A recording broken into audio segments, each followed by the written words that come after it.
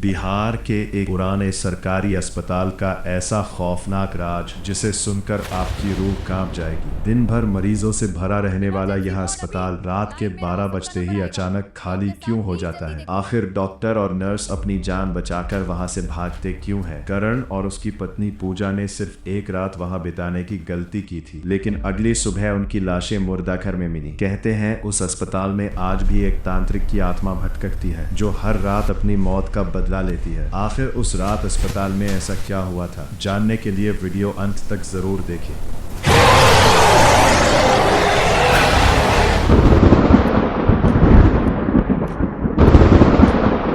दिन भर वहां मरीजों की लंबी लाइन लगी रहती थी। डॉक्टर भागते दौड़ते नजर आते थे, नर्सें मरीज के इलाज करती थी, लेकिन जैसे ही घड़ी में रात के 12 बजते पूरा अस्पताल खाली हो जाता था। डॉक्टर, नर्स, वार्ड बॉय सब लोग अपनी जान बचाकर अस्पताल से बाहर भाग जाते थे, क्योंकि लोगों का कहना था कि रात 12 बजे के बाद उस अस्पताल में मौत घूमती है। करीब 1 साल पहले की बात है। करण अपनी पत्नी पूजा के साथ कार से गांव लौट रहा था। मौसम बहुत खराब था, काले बादल छाए हुए थे और तेज बारिश हो रही थी। सड़क पूरी तरह फिसलन भरी हो चुकी थी। तभी पूजा डरते हुए कि गाड़ी धीरे चलाओ, सड़क बहुत खराब है। लेकिन करण को गुस्सा आ गया। उसने कहा कि मुझे मत सिखाओ गाड़ी चलाना।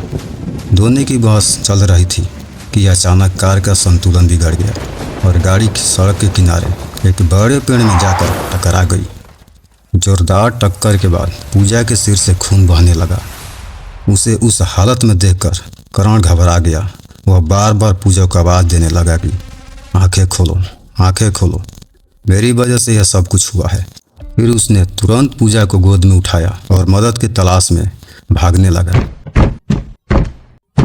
अभी थोड़ी दूरी पर उसे एक पुराना अस्पताल दिखाई दिया। अस्पताल देखकर करण को लगा कि अब पूजा बच जाएगी। वह जल्दी जल्दी अस्पताल के अंदर पहुंचा, लेकिन अंदर का नज़ारा देखकर उसकी रूह कांप गई। पूरा अस्पताल सुनसान पड़ा था। वहाँ ना कोई डॉक्टर था, ना कोई नर्से और ना ही कोई मरीज। सिर्फ लंबे खाली गलियारे थे और टिमटिमाती हुई लाइट। करण ने पूजा को एक बेंच पर लिटाया और जोर जोर से डॉक्टर को आवाज़ देने लगा, लेकिन पूरे अस्पताल में सिर्फ सन्नाटा था। वह एक कमरे से दूसरे कमरे में भागता रहा। अभी अचानक अस्पताल की सारी लाइटें बार बार जलने और बुझने लगी। यह देखकर करण डर गया। उसी समय पीछे से पूजा की आवाज़ आई।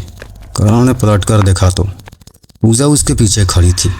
करण हैरान रह गया, क्योंकि कुछ देर पहले तक पूजा बेहोश थी। उसने पूछा कि तुम ठीक कैसे हो गई?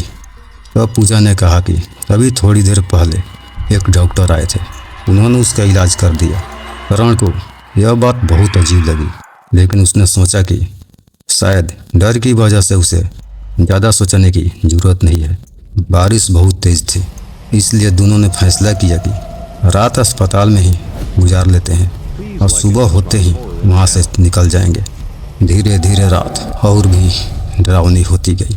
फिर जैसे ही घड़ी में रात के 12 बजे अचानक पूरा अस्पताल के दरवाजे अपने आप बंद हो गए। चारों तरफ ठंडी हवा चलने लगी और माहौल बिल्कुल बदल गया। कुछ देर बाद करण की आंखें खुली तो उसने देखा कि पूजा वहाँ नहीं थी।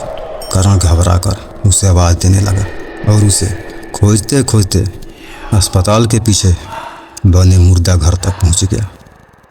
मुर्दा घर का दरवाज़ा धीरे धीरे अपने आप खुला। अंदर का नज़ारा देखकर करण के पैरों तले जमीन खिसक गई। पूजा वहाँ एक लाश के सामने खड़ी थी और वो लाश किसी और की नहीं बल्कि खुद करण की थी। यह देखकर करण डर के मारे कांपने लगा। उसने पूजा से पूछा कि यह सब क्या है। तभी पूजा धीरे धीरे उसकी तरफ पलटी। उसकी आंखें पूरी सफ़ेद हो चुकी थी। डरावनी आवाज़ में उसने कहा कि हम दोनों मर चुके हैं। करण इतना सुनते ही करण जोर से चीख पड़ा।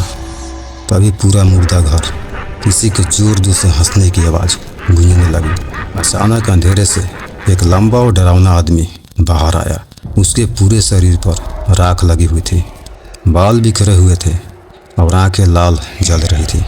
वह एक तांत्रिक की आत्मा थी। उस आत्मा ने भारी आवाज में कहा कि इस अस्पताल में आने वाला कोई भी इंसान जिंदा वापस नहीं जाता। डरते हुए उससे पूछता है कि तुम कौन हो? तब वो आत्मा जोर जोर से हंसने लगी थी। वो आत्मा जोर जोर से हंसने लगती है और कहती है कि 1 साल पहले कुछ लोगों ने उसे सड़क पर घायल हालत में छोड़ दिया था। वह मदद मांगता रहा लेकिन किसी ने उसकी जान नहीं बचाई। फिर उसे इसी अस्पताल में लाया गया जहां डॉक्टरों ने उसकी मौत के बाद भी उसके शरीर को काट डाला। तभी से वह हर रात 12 बजे अपनी मौत का बदला लेने आता है। इतना कहते ही अस्पतालों की दीवारों पर चारों तरफ लोगों की चीख गूंजने लगती है। करण और पूजा वहां से भागने लगे लेकिन अस्पताल का हर रास्ता बंद हो चुका था। तभी अचानक स्ट्रेचर अपने आप चलने लगे। व्हीलचेयर गलियारों में दौड़ने लगी। मुर्दा घरों में रखी सारी लाश धीरे धीरे उठकर खड़ी हो गई। यह सब देखकर करण डर से कांपने लगा। तभी वहां एक बूढ़ी नर्स दिखाई दी। उसने धीरे से करण और पूजा से कहा कि अगर अपनी जान बचानी है तो सुबह होने तक इस कमरे से बाहर मत निकलना। नर्स उन्हें एक छोटे कमरे में ले गई और दरवाज़ा बंद कर दिया, लेकिन बाहर से लगातार किसी के दरवाज़ा पीटने की आवाज़ आने लगी। ऐसा लग रहा था जैसे कोई दरवाज़ा तोड़ना चाहता हो। फिर अचानक वही डरावनी आवाज़ गूंजती है, कोई नहीं बचेगा। पूरा कमरा कांपने लगा। पूजा डर के मारे रोने लगी और करण दरवाजे को कसकर पकड़े खड़ा रहा। तभी दरवाजे के नीचे से काला धुआं अंदर आने लगा। धीरे धीरे वह धुआं इंसानी आकार लेने लगा और कुछ ही सेकंड में वही तांत्रिक सामने खड़ा था। वही डरावनी हंसी। अब तुम्हारी बारी। अगली सुबह जब अस्पताल के कर्मचारी वापस लौटे तो कमरे का नज़ारा देखकर उसकी चीख निकल गई। कमरे के अंदर करण और पूजा की लाश पड़ी थी।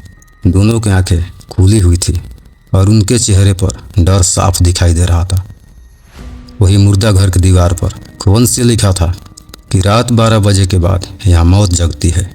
कहते हैं कि आज भी बिहार के उस पुराने सरकारी अस्पताल में रात के 12 बजते ही अजीब आवाज़ सुनाई देती है। कभी किसी औरत के रोने की आवाज़ तो कभी किसी आदमी के दर्दनाक चीख। और जो भी इंसान गलती से उस अस्पताल में रात बिताने की कोशिश करता है वो कभी वापस नहीं लौटता।